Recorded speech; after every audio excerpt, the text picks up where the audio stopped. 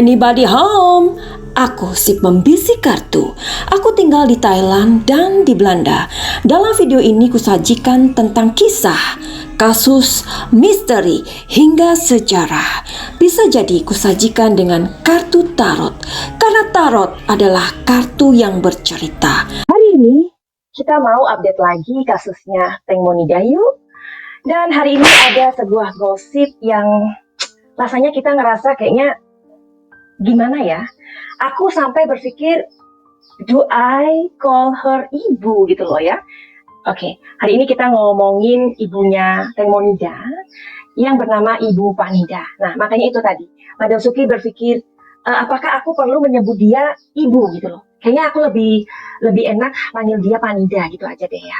Karena hari ini ada sebuah isu yang berkembang atau berseliweran di masyarakat Thailand ini. Apakah kalian ingin tahu? So, without any further ado, let's check it out. Apa yang mau kita obrolin atau kita gosipin hari ini ya. Sebenarnya ini bukan gimana ya, kita itu nggak suka sebenarnya menggosipkan orang. Tetapi gimana ya, karena kasus ini menjadi viral, mau nggak mau kita itu menjadi ngomongin gitu. Kalau kita udah ngomongin terus-menerus, itu kan artinya seperti gosipin.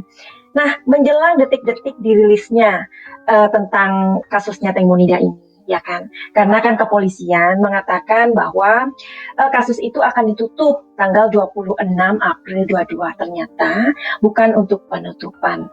Nah, mengenai hal itu, kalian bisa lihat videonya di sebelum video ini atau nanti aku akan berikan link di bawah kolom komentar. Oke. Nah, jadi si Panida ini melaporkan Mr. Genius. Loh, kenapa melaporkan? Iya, jadi Panida ini melaporkan Mr. Genius ya, karena apa ya? Dengan tuduhan membuat kegaduhan. Loh, kok bisa? Ya, jadi ceritanya itu kayak gini. Sebuah TV di Thailand bernama Amarin TV belakangan ini sedang membuat sebuah observation begitu ya. You know ya what I mean. Jadi dia itu atau TV ini membuat sebuah film atau apalah ya untuk acara TV-nya itu. Jadi mereka datang ke Chao Phraya, ke sungai tersebut untuk melihat ini dan itu dan ini. Sampailah kemudian Amarin TV ini berada di sebuah galangan kapal begitu. Nah, di galangan kapal inilah ia bertemu dengan seseorang yang bernama Mung Thai. Nah, dari Mung Thai ini ditemukan atau ketika diwawancarai, dari wawancara itu membuat orang Thailand itu atau masyarakat Thailand itu terwowow gitu loh ya. Karena setelah diwawancarai pastinya kan dimasukkan ke televisi. Nah, menurut pengakuan si Mung Thai ini, ia adalah orang yang mencuci speedboat tersebut. Barangkali saja si Mung Thai ini kurang ngeh gitu ya, kalau speedboat ini adalah speedboat yang dipakai oleh Teng Monida dan kawan-kawannya. Lalu ia mencuci, itu pun atas suruhan seseorang gitu. Jadi dia sempat mencuci, ya kan? Kita tahu ya, orang-orang itu kadang kan berpikir hanya sederhana aja. Mereka adalah orang suruhan dan mereka memang bekerja di galangan kapal itu karena dia disuruh, dia tidak berpikir panjang lagi begitu. Nah, jadi si Mung Thai ini awalnya ditelepon sama temennya. Tapi yang membuat kita itu terwowow, si Mung Thai ini memang disuruhnya itu cepat-cepat pada malam hari pula. Seperti yang tadi aku bilang, barangkali dia nggak ngeh kalau speedboat itu adalah speedboat yang digunakan Teng Monida dan kawan-kawannya. Buat kalian yang udah pernah ke Thailand pasti tahu dong ya kondisi Chao Phraya itu kayak apa. Jadi kondisi sungai Chao Phraya itu sangat-sangat sibuk ya. Jadi banyak sekali angkutan ya, kapal-kapal kecil, kapal-kapal barang, kapal-kapal yang mengangkut barang elektronik atau gelondongan kayu dan lain-lain sebagainya. Atau mungkin sembako, apalagi speedboat ya kan. Jadi banyak sekali usaha di sana. Seperti yang tadi aku bilang bahwa Mung Thai ini barangkali nggak ngeh gitu. Terus disuruhnya malam-malam. Nah, ketika diwawancari oleh Amarin TV ini, adakah benda tajam yang kamu temukan dan bla bla bla. Dia mengatakan enggak. Terus ditanya lagi, apakah kamu melihat darah Dia bilang enggak, tetapi aku melihat banyak sekali noda anggur di situ, banyak banget. Dan bau minuman yang sangat keras. Jadi speedboat itu baunya luar biasa, ya.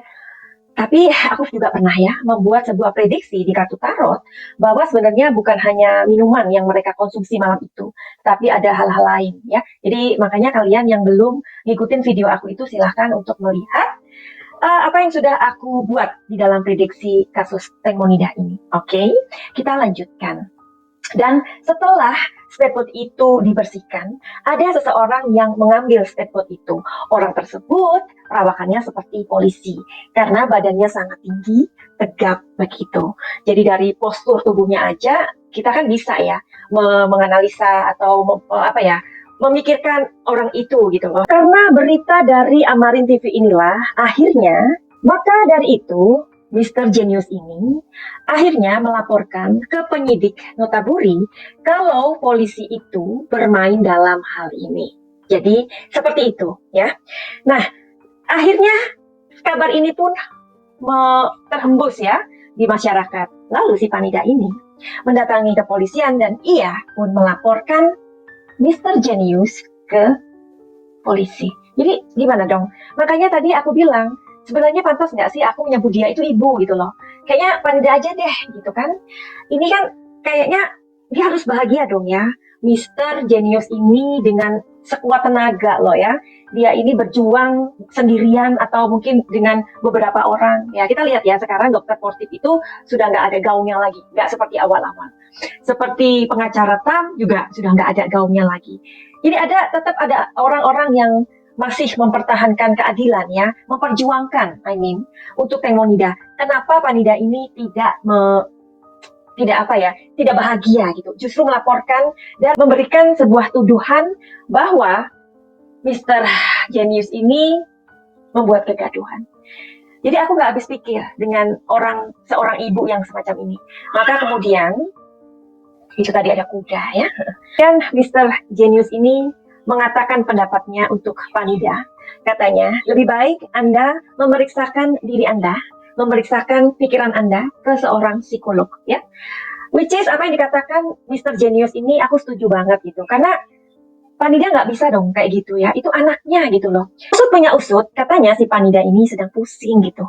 Coba sih, kita mau cari tahu apa sih, kenapa dia itu pusing. Nah, usut punya usut juga, ada sebuah jawaban kenapa Panida ini pusing.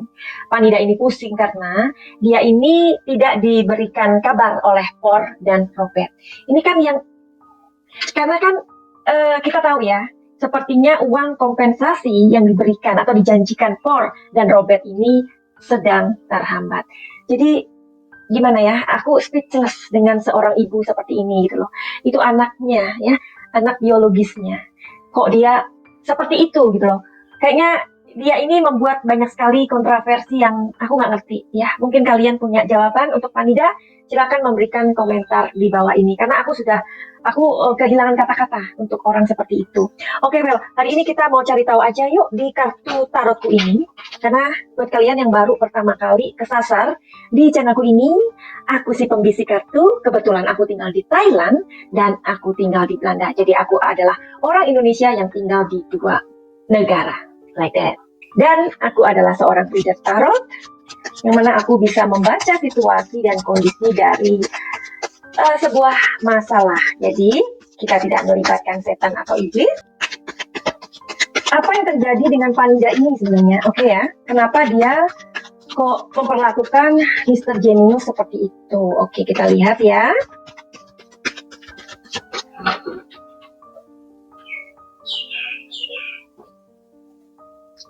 Slowing down, silent, healing. Jadi memang ini ada sebuah perlambatan. Perlambatan itu artinya dia tidak menerima kompensasi yang sudah dijanjikan dan disepakati. Nah, Panida tidak suka sesuatu yang ruwet-ruwet, rempong-rempong gitu loh ya. Jadi ia mau kasus ini udah silent aja gitu loh. Apa yang sudah terjadi itu sudah nasib kayak gitu. Jadi dia lebih ke situ. Nah, dan ketiga, benar apa yang dikatakan oleh Mr. Genius bahwa dan apa yang dikatakan oleh Mr. Genius memang benar, bahwa dia mengatakan lebih baik Anda pergi ke seorang psikolog, ya. Jadi dari psikolog itu akan dilihat mungkin dia mengalami gangguan, ya, gangguan pikiran atau gangguan jiwa atau gangguan-gangguan yang lain. Karena seorang psikolog lebih tahu, ya, lebih tahu untuk menangani apa yang terjadi, gangguan apa yang terjadi yang sedang dialami oleh orang, ya. Barangkali saja dengan tewasnya Teh Monida ini ada sebuah rasa penyesalan atau rasa kehilangan, tetapi bagaimana cara ia merespon sesuatu itu benar-benar menimbulkan kontroversi. Jadi begitu aja, kita akan ketemu di videoku berikutnya. Buat kalian yang mempunyai masalah, silahkan untuk menghubungi Madam Suki. Misalkan kalian mempunyai masalah dalam rumah tangga, asmara, terus kesehatan, terus bisnis, atau apa saja yang bisa diintip melalui kartu tarot ini. Jadi Madam Suki juga bisa melihat. Jadi tidak hanya di kartu tarot saja, Madam Suki juga bisa melihat masalah kalian dari tangan atau dari kopi, ampas kopi. Jadi mereka ini semua hanyalah alat kerja aja, ya. Nah, jadi silakan saja untuk menghubungi Madam Suki apapun masalah kalian. Kehidupan itu kan banyak sekali ya masalah, ya. Dan masalah itu kita sebut beban.